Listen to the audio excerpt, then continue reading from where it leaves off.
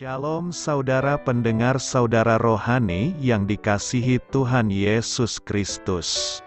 Selamat datang di renungan rohani malam hari ini. Selamat malam, saya berdoa agar saudara sehat selalu. Semoga Roh Kudus hadir di tengah kita saat ini. Sebelum kita mulai renungan malam ini, marilah kita bersama-sama berdoa. Bapa kami yang di surga, Bapa di dalam nama Tuhan Yesus Kristus, kami sungguh mengucap syukur, ya Tuhan, oleh karena Engkau sangat baik buat kami. Engkau ada bersama kami dan menopang hidup kami di siang hari dan di malam hari. Engkau ada bersama-sama dan menyertai kami. Tuhan, kami memuji dan bersyukur kepadamu pada malam hari ini, kami masih bisa berkumpul di rumah kami yang kecil ini. Tuhan, saat ini kami hendak mendengarkan firman-Mu. Berilah pengetahuan dan bimbinglah hamba-Mu ini agar apa yang Engkau firmankan dapat bekerja sesuai kehendak-Mu. Buat kami jemaat-Mu, bukalah hati dan pikiran kami untuk mendengar dan menerima firman-Mu. Kiranya firman-Mu ini dapat menjadi berkat bagi kami. Berbicaralah Tuhan, kami sudah siap menerima firman-Mu. Di dalam nama Tuhan Yesus Kristus kami berdoa dan mengucap syukur. Amin. Sahabat saudara rohani, pembacaan ayat emas Alkitab renungan kita malam hari ini. Nats pilihan kita adalah, maut telah ditelan dalam kemenangan. Hai maut, di manakah sengatmu? Tertulis dalam kitab 1 Korintus 15 ayat 54 dan 55. Kata kunci renungan pada malam ini adalah, lonceng kemenangan.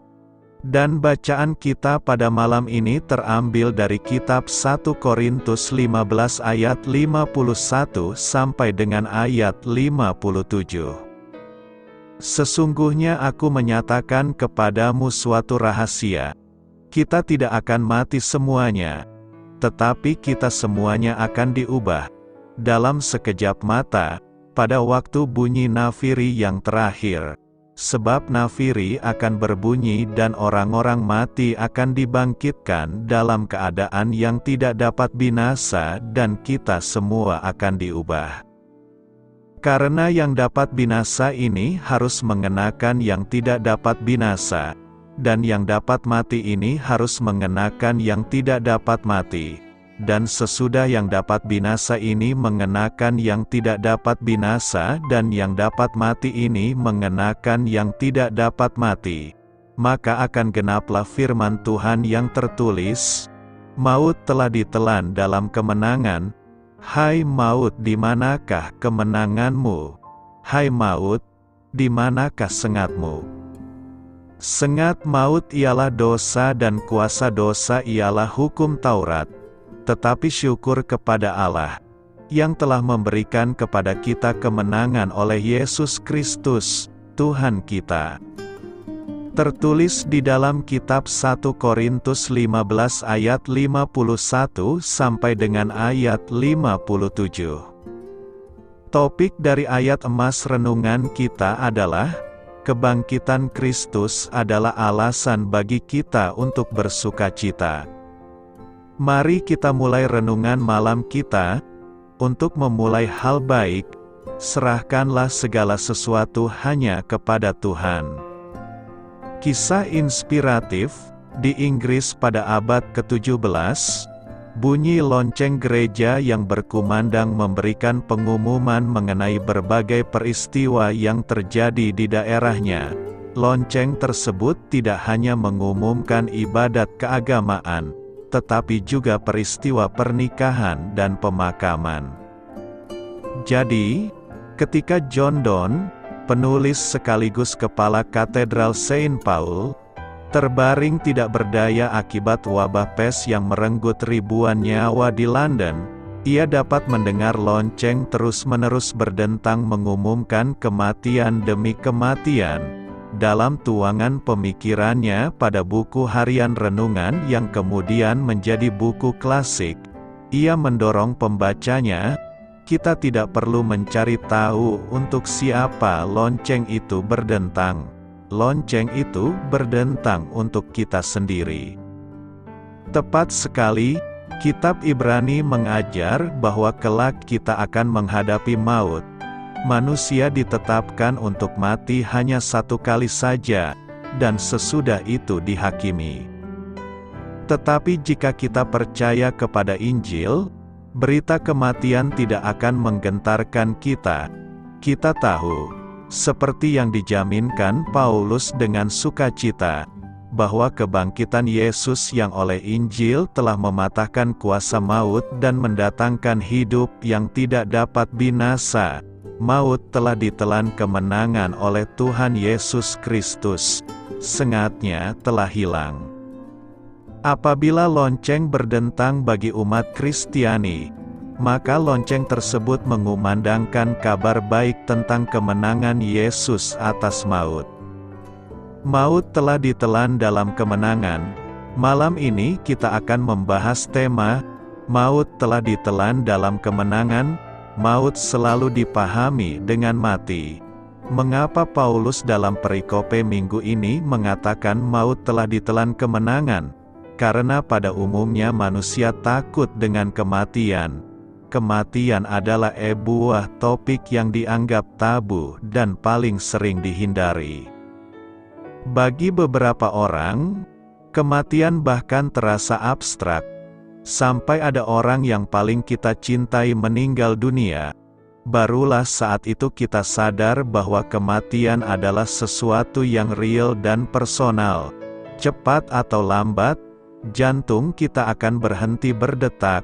Siapkah kita untuk menghadapi kematian dan bertemu Sang Pencipta? Kematian itu telah mati, maut telah ditelan dalam kemenangan. Hal ini menyatakan kehancuran total dan kemenangan mutlak akan kematian. Ketika Paulus menulis, "Sengat maut ialah dosa dan kuasa dosa ialah hukum Taurat," Paulus berkata bahwa dosalah yang membuat kematian itu menjadi mengerikan, lebih mengerikan daripada kematian itu sendiri. Akan tetapi tidak ada yang dapat menaklukkan kuasa dosa. Menjalankan hukum Taurat pun tidak dapat membuat kita terbebas dari maut. Karena justru oleh hukum Taurat kita mengenal dosa, hanya kuasa Injil yang dapat melepaskan kita dari jerat dosa. Kematian Kristus adalah kemenangan atas maut. Darah Kristus telah menetralisir sengat dosa, sehingga kita dapat dibebaskan dari cengkraman dosa. Hai maut, di manakah kemenanganmu? Hai maut, di manakah sengatmu? Inilah kabar baik yang harus kita wartakan. Dengan kematian dan kebangkitan Yesus memberikan kita pemahaman baru akan kematian itu sendiri, yakni: pertama, kematian dalam Tuhan adalah suatu awal hidup yang baru dan kekal. Kematian bukan artinya kehidupan kita tamat, tetapi kita mengalami transformasi dari hidup dengan tubuh jasmani untuk mengalami kehidupan dengan tubuh surgawi. Kematian dalam Tuhan adalah suatu awal hidup yang baru dan kekal. Kedua, kematian dalam Tuhan adalah akhir penderitaan manusia di muka bumi. Di sorga tidak ada lagi sakit penyakit, tidak ada kesakitan, tidak ada peperangan, tidak ada penderitaan. Ketiga, kematian dalam Tuhan adalah sebuah kemenangan iman. Justru dalam kematianlah janji Tuhan dinyatakan dan digenapi. Oleh kematian Tuhan kita beroleh hidup yang kekal, di mana maut tidak lagi berkuasa. Kematian bukanlah kekalahan terhadap penyakit atau kutuk atau dosa. Kematian justru kemenangan terhadap maut. Paulus sendiri dalam suratnya kepada jemaat Korintus menegaskan peristiwa kebangkitan Kristus adalah sebuah kemenangan atas maut. Maut telah ditelan dalam kemenangan. Hai maut, di manakah kemenanganmu? Hai maut, di manakah sengatmu? Lebih lanjut Paulus menegaskan pula bahwa kemenangan itu sebagai sebuah anugerah Allah bagi umatnya. Tetapi syukur kepada Allah, yang telah memberikan kepada kita kemenangan oleh Yesus Kristus. Tuhan kita, maut telah ditelan dalam kemenangan. Sengat maut telah dipatahkan, demi menebus dan menyelamatkan manusia dari cengkraman maut. Oleh karenanya, yang patut dilakukan umat adalah menaikkan syukur kepada Allah. Kemenangan itu sendiri terwujud ketika Kristus masuk ke dalam kerajaan maut. Salah satu bagian dalam pengakuan iman rasuli kita berbunyi, disalibkan, mati, dan dikuburkan, turun ke dalam kerajaan maut. Jadi, waktu antara mati dan bangkit adalah saat di mana Kristus masuk dan berperang melawan penguasa kerajaan maut. Pertanyaan kita sekarang adalah kemenangan apa yang bisa kita raih jika kita bersama dengan Yesus? Pertama, menang atas kuasa dosa. Sengat maut ialah dosa dan kuasa dosa ialah hukum Taurat. Kematian Kristus menebus dosa-dosa kita dan kebangkitannya membuktikan Dia telah mengalahkan dosa. Kemenangan itu kini ada dalam hidup kita yang percaya kepada Kristus sesuai dengan kebenaran. Dan itu akan semakin nyata jika kita memiliki hubungan yang erat dengan Kristus, di mana kuasa dosa telah dihancurkan oleh Kristus. Dosa adalah musuh yang telah dikalahkan, ketakutan masa depan dan kematian telah dikalahkan serta iblis pun telah dikalahkan. Dosa adalah suatu pelanggaran terhadap hukum atau perintah Tuhan. Sumber dosa adalah iblis yang menipu dan memperdaya serta mengikat manusia dan menjadikan manusia sebagai budak dosa. Kristus telah menghancurkan pekerjaan kuasa dosa, sehingga kita mampu hidup dalam kebenaran dan tidak lagi diperhamba oleh dosa, serta meraih kemenangan atas keinginan daging dan berjalan dalam kehidupan yang dipimpin oleh Roh Kudus.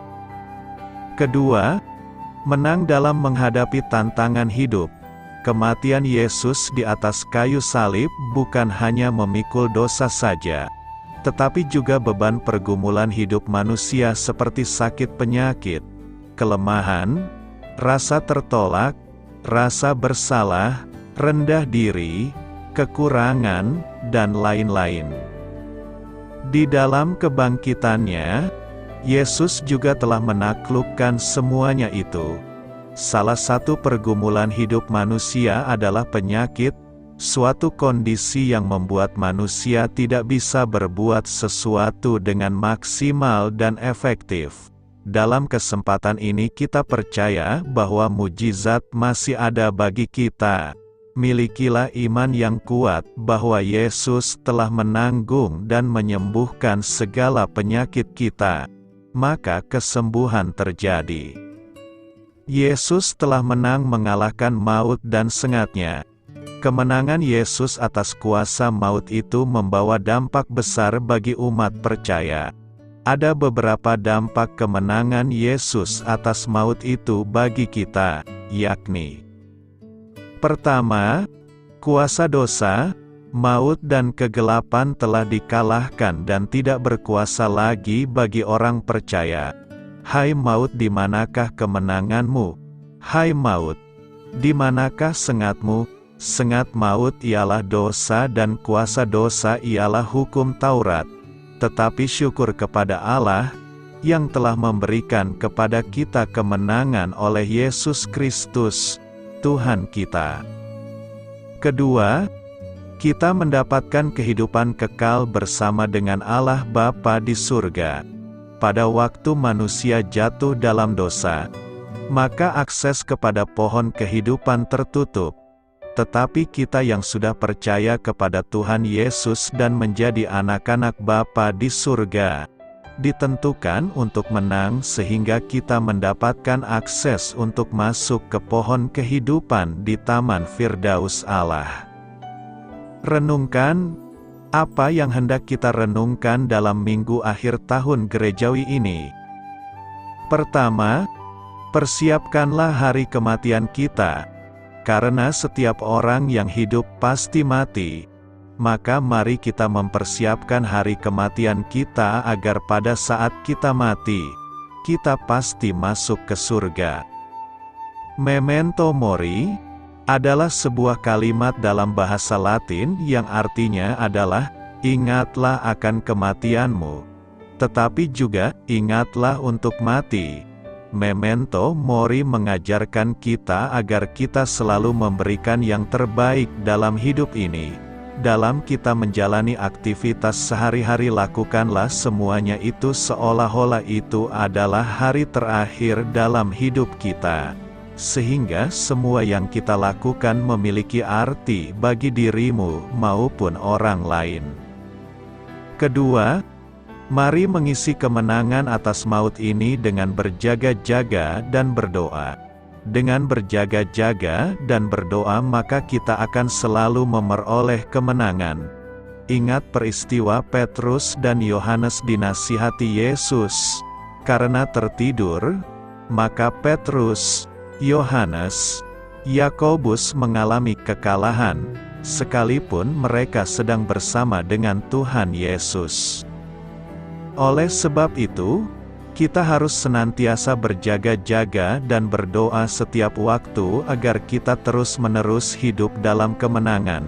Berjaga-jagalah dan berdoa, artinya kita melatih hidup kita untuk tidak diam, tidak pasif. Berjaga-jaga dan berdoa harus tidak ada putus-putusnya supaya kita tidak terjebak dan terseret ke dalam berbagai pencobaan. Jika kita senantiasa berjaga-jaga dan berdoa, maka roh kita akan senantiasa terhubung dengan Tuhan.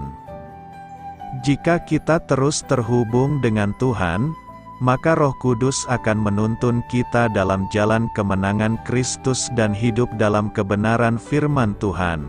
Karena itu, marilah bersyukur karena kita telah memperoleh kemenangan itu di dalam Kristus Yesus.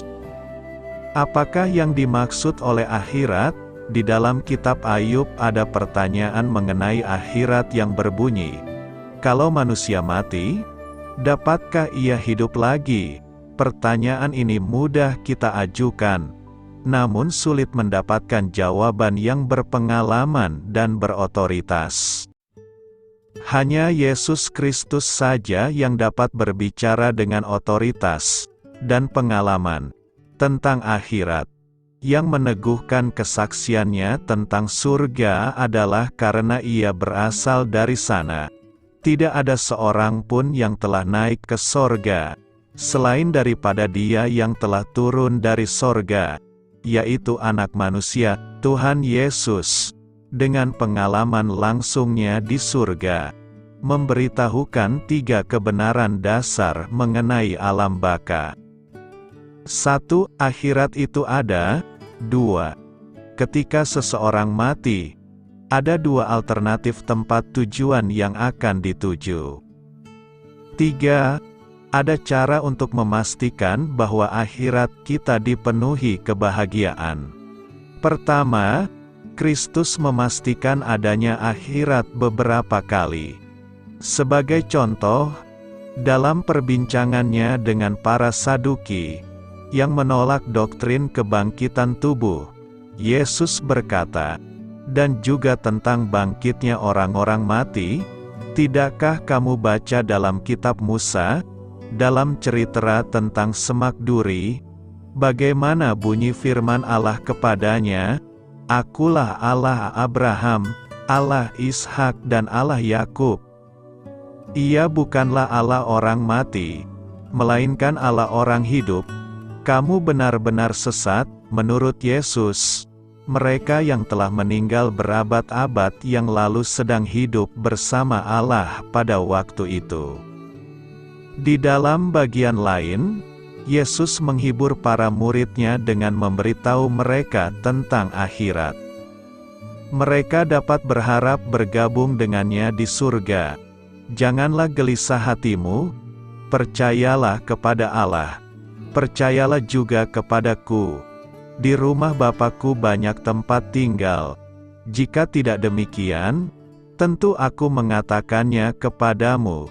Sebab aku pergi ke situ untuk menyediakan tempat bagimu, dan apabila aku telah pergi ke situ dan telah menyediakan tempat bagimu, aku akan datang kembali dan membawa kamu ke tempatku, supaya di tempat di mana aku berada, kamu pun berada. Secara berotoritas, Yesus membahas kedua nasib yang menanti di akhirat. Di dalam kisah Lazarus dan orang kaya, Yesus berkata, "Kemudian matilah orang miskin itu, lalu dibawa oleh malaikat-malaikat ke pangkuan Abraham. Orang kaya itu juga mati, lalu dikubur, dan sementara ia menderita sengsara di alam maut, ia memandang ke atas, dan dari jauh dilihatnya Abraham dan Lazarus duduk di pangkuannya. Perhatikan bahwa tidak ada penampungan sementara bagi mereka yang mati. Mereka langsung tiba di tempat tujuan kekal mereka." Yesus membahas takdir orang benar dan orang fasik di dalam Matius 25 ayat 46 dan Yohanes 5 ayat 25-29. Yesus juga menekankan bahwa tempat tujuan kekal seseorang dipengaruhi oleh iman mereka dalam Anak Tunggal Allah. Syarat iman sudah cukup jelas. Setiap orang yang percaya kepadanya beroleh hidup yang kekal. Karena begitu besar kasih Allah akan dunia ini, sehingga Ia telah mengaruniakan Anaknya yang tunggal, supaya setiap orang yang percaya kepadanya tidak binasa, melainkan beroleh hidup yang kekal. Sebab Allah mengutus Anaknya ke dalam dunia bukan untuk menghakimi dunia, melainkan untuk menyelamatkannya oleh Dia. Barang siapa percaya kepadanya, ia tidak akan dihukum. Barang siapa tidak percaya, ia telah berada di bawah hukuman, sebab ia tidak percaya dalam nama Anak Tunggal Allah. Bagi mereka yang bertobat akan dosa mereka dan menerima Yesus Kristus sebagai juru selamat mereka, akhirat akan dipenuhi dengan menikmati Allah selamanya. Namun, bagi mereka yang menolak Kristus, akhirat jauh berbeda. Yesus menggambarkan tempat tujuan mereka sebagai kegelapan yang paling gelap. Di sanalah akan terdapat ratap dan kertak gigi, sebagai otoritas akhirat yang diutus dari surga. Yesus menghimbau, "Masuklah melalui pintu yang sesak itu, karena lebarlah pintu dan luaslah jalan yang menuju kepada kebinasaan, dan banyak orang yang masuk melaluinya. Karena sesaklah pintu dan sempitlah jalan yang menuju kepada kehidupan, dan sedikit orang yang mendapatinya." Dalam bahasannya mengenai kehidupan setelah kematian, seorang ilmuwan Kanada bernama G.B. Hardy berkata, "Saya hanya mempunyai dua pertanyaan. 1. Apakah ada yang pernah menaklukkan kematian? 2. Apakah ia menyiapkan cara supaya saya dapat melakukannya?" Jawaban pada kedua pertanyaan Hardy adalah, ya. Satu pribadi telah mengalahkan kematian dan menyediakan jalan supaya semua orang yang percaya padanya dapat mengalahkan kematian pula. Orang yang mempercayai Yesus Kristus tidak perlu menakuti kematian, dan kita dapat bersyukur atas penyelamatan Tuhan. dan sesudah yang dapat binasa ini mengenakan yang tidak dapat binasa, dan yang dapat mati ini mengenakan yang tidak dapat mati. Maka akan genaplah firman Tuhan yang tertulis, maut telah ditelan dalam kemenangan. Hai maut, di manakah kemenanganmu? Hai maut, di manakah sengatmu? Selamat beristirahat malam dalam kasih setia Tuhan. Doa saya menyertai saudara sekalian, mari bertumbuh dalam iman bersama saudara rohani. Saya memberkati Anda agar sewaktu Anda mencarinya dari Dia, Bapa Surgawi Anda akan memberikan bagi Anda roti harian Anda. Dalam nama Yesus Kristus, Tuhan yang berkuasa atas alam semesta dan menuntun kita kepada iman yang menyelamatkan, Tuhan Yesus menyertai senantiasa. Terima kasih sudah berkenan mendengarkan renungan malam saudara rohani. Tuhan memberkati. Amin.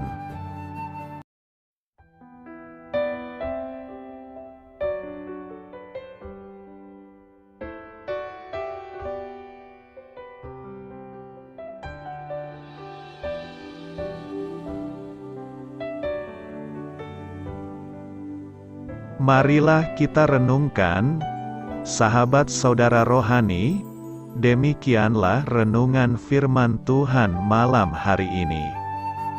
Semoga menjadi berkat di dalam hidup kita dan menjadikan kita pribadi yang lebih baik. Sebelum kita beristirahat pada malam hari ini, marilah kita berdoa. Bapa kami yang di surga, Bapa di dalam nama Tuhan Yesus Kristus, kami sungguh mengucap syukur, ya Tuhan, oleh karena Engkau sangat baik buat kami. Engkau ada bersama kami dan menopang hidup kami di siang hari dan di malam hari. Engkau ada bersama-sama dan menyertai kami, ya Tuhan Yesus. Kami mengucap syukur untuk firman-Mu, ya Tuhan, yang memberikan kami kekuatan dan menyadarkan kami bahwa kami tidak perlu takut dengan gelap dan malam. Sebab Tuhan, Engkau ada bersama kami. Engkau melindungi kami dan menjadi perisai bagi kami hamba-Mu berdoa saat ini. Tuhan, untuk setiap pendengar renungan ini yang mengalami ketakutan, kecemasan, kegelisahan, pada situasi gelap dan malam hari di dalam nama Tuhan Yesus Kristus. Kuasa Tuhan melepaskan mereka dari segala ikatan roh-roh ketakutan yang mengikat mereka saat ini. Tuhan melepaskan setiap anak-anak-Mu dari segala rasa takut dan kecemasan. Di dalam nama Tuhan Yesus segala kuasa-kuasa roh jahat, kuasa setan iblis yang mengganggu anak-anak-Mu, ya Tuhan, tolong hancurkan dan halaukan dengan kuasa-Mu. Dalam nama Tuhan Yesus Kristus, berkati setiap kami anak-anak-Mu, ya Tuhan, dan lindungilah kami. Kami aman di dalam Engkau. Ya Tuhan, penuhilah setiap hati kami dengan keberanian, damai sejahtera, dan sukacita serta ketenangan yang dari Tuhan. Berkati kami di malam hari ini, saat kami tidur dan beristirahat. Kuasa-Mu, ya Tuhan, menaungi setiap kami, memberkati dan melindungi kami.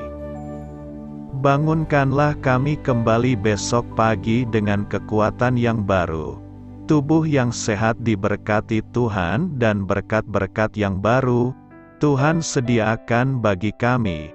Terima kasih, ya Tuhan, kami sungguh mengucap syukur untuk firman-Mu yang menguatkan kami.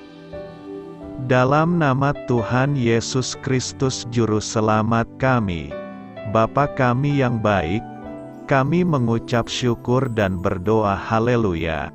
Amin. Biarlah firman Tuhan menjadi pengingat untuk kita semua.